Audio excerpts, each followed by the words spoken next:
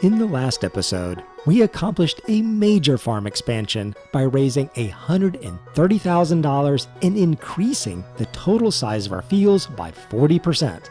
However, our next goal dwarfs that achievement, and when you hear it, you'll probably say, it's not possible.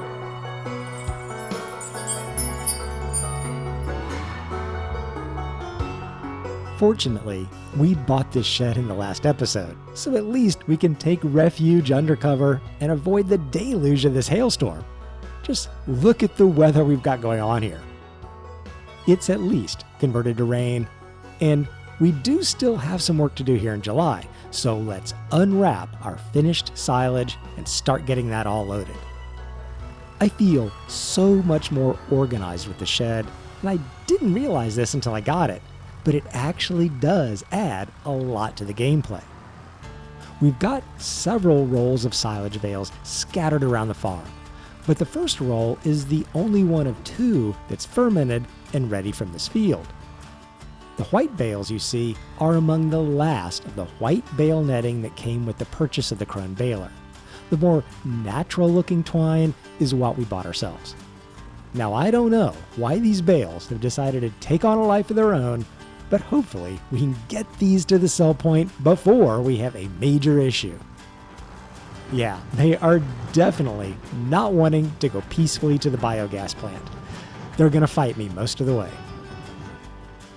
I wonder if they'll just launch themselves when we unstrap. All sold at $5,500, about the usual. As the rain continues to fall, we'll get the rest of the silage loaded and sold, and hopefully, the rest of the bales will be better behaved.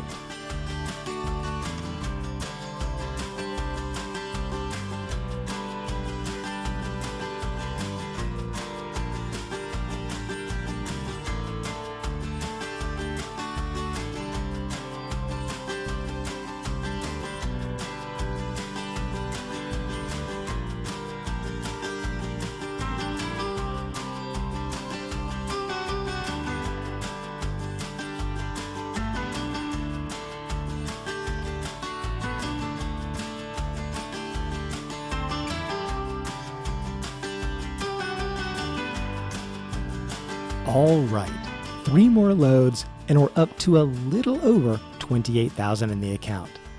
The other silage you're seeing is what we just wrapped earlier here in July during the last episode, so those won't be ready until October.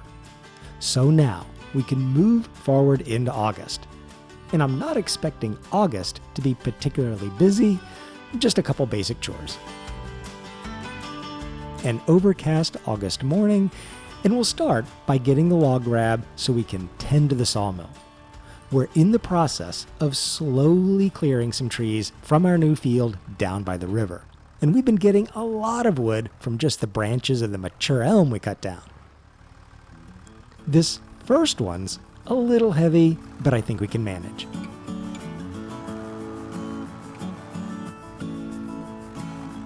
Good. Let's see what we need. About 4,000 more liters to fill the sawmill. We've probably got that in elm branches alone. Let's see if we can fit them in.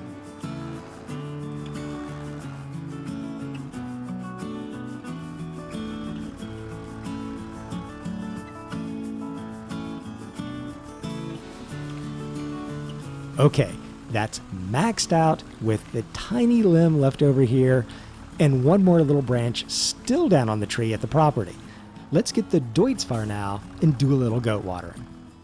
We're in a rhythm of them needing water about every other month, which isn't bothersome at all. And we get to visit the nice little watering hole a viewer showed me.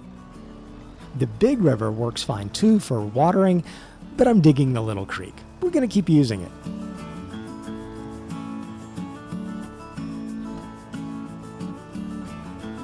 Let's get parked back into the wonderful new shed, and really, that's it for August. Like I said, just a couple quick chores before September.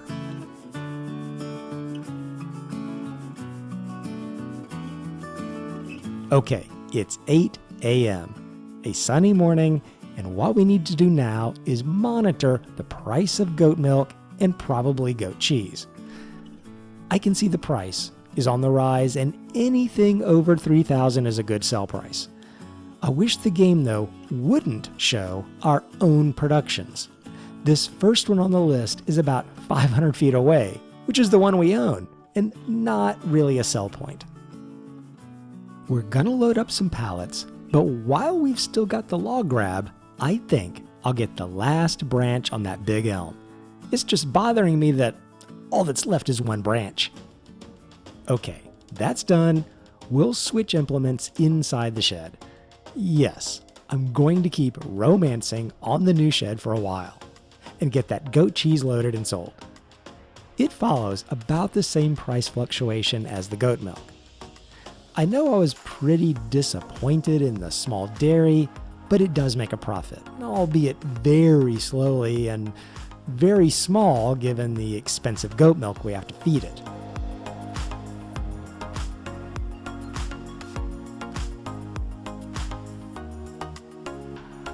That's the 4 pallets, and look here. That extremely detailed packaging. The picture in print, the edge of the corrugated cardboard box. The artist went above and beyond on the goat cheese pallet. Other than the train station, the small farmer's kiosk is the best price, and we get to test something here. The price is only $1,900 a pallet, and we've got 4 pallets, so we should get under $8,000, $7,600 to be more exact. But I've heard the farmer's kiosk gives a 20% bonus. Let's see if that's true. About $9,100. We definitely got a bonus. And the math comes out right to 20%. So it's confirmed. At least the small farmer's kiosk gives a bonus. And we'll have to test the farmer's market near our farm at some point too. We're going to wait a little more on the goat milk price, but we'll get it all loaded and ready. It'll get sold for sure before anything else is needed on the trailer.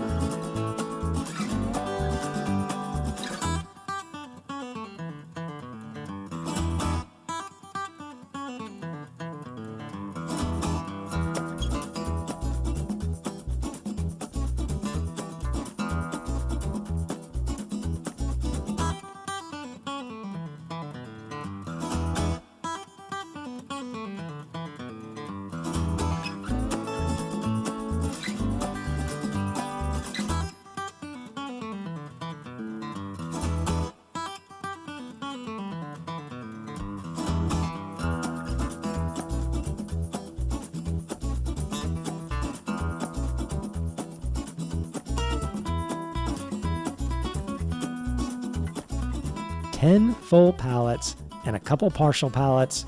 We'll watch the price and sell when it's best. It's just past midnight, and we hit a peak at 3,067. And now it's starting to drop just a touch at 3,065. It's time to do a little goat milk bootlegging over to the dairy in the dead of night.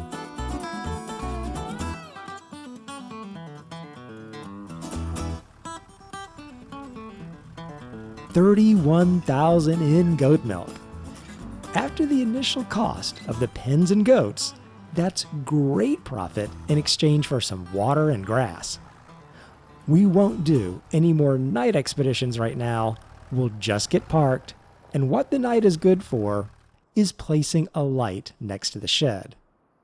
It's powerfully dark right now, and we can afford a meager $120.